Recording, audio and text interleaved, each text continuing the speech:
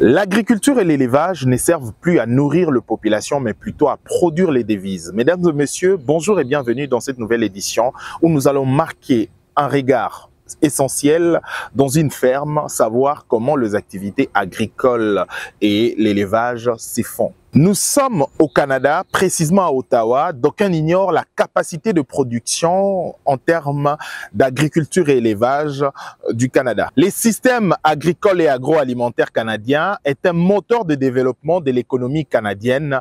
En 2018, le système agricole et agroalimentaire ont généré 143 milliards de dollars pour l'économie canadienne. Aujourd'hui, nous allons apprendre comment les choses se font ici au Canada dans ces domaines agroalimentaires et agricoles. À quoi sert le numéro que je vois sur le vache? Dans le Canada, c'est obligatoire pour tous les vaches dans le Canada ont un numéro unique.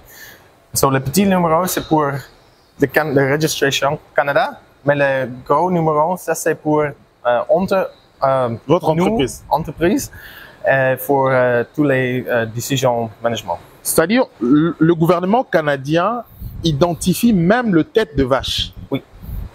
Et ça sert à quoi?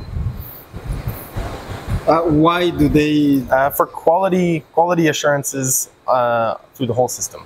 C'est pour que le gouvernement puisse avoir l'assurance des qualités des vaches. Chaque vache, quand on va aller là-bas, chaque vache, quand elle donne du lait, chaque vache donne du lait, on sait que ce lait, ça vient de cette vache. Okay. C'est-à-dire le gouvernement canadien a le contrôle de toutes les vaches qui sont dans toutes les fermes canadiennes. Oui, oui. Ouais, c'est ça. Et cela vous permet aussi d'être en contact direct avec le gouvernement. So that gives you allow also to be in relation on contact with the government. Oui, yeah. Quel est l'apport du gouvernement dans ce que vous faites? So what is the influence of the government, or what do they do with that? So, for the government, it helps control that all food meets Canadian regulations.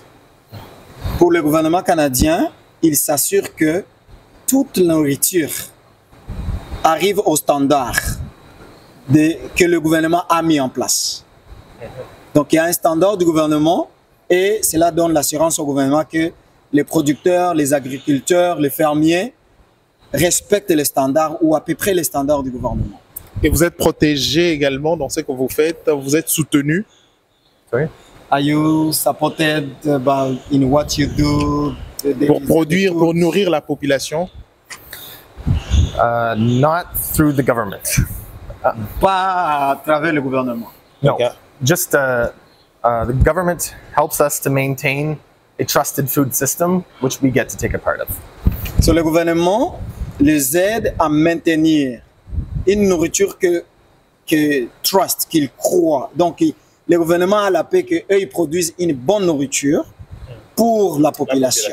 Il peut s'assurer en fait de la qualité de ce que la population mange. C'est ça au fait. Donc vous produisez 5000 litres le jour. Oui. Et 5000 litres, vous vendez au privé ou ça se fait comment? Avec le système du Canada, c'est vendu à Dairy Farmers of Ontario, le producteur laitier de Ontario, and they are the ones who sell it to the processors that need it. Okay. Ouais. Donc, le système canadien est bien organisé dans le sens que les fermiers produisent du lait. Après qu'il a produit du lait, il va vendre ça à l'industrie de transformation. C'est l'industrie de transformation maintenant qui va vendre ça au public. Okay. Ou à des grossistes dans des marchés. Ah, donc le public n'a pas droit à acheter chez vous? So the public cannot come here, the farm, and buy from here. Correct. Yeah, they cannot. Non, ils ne peuvent pas.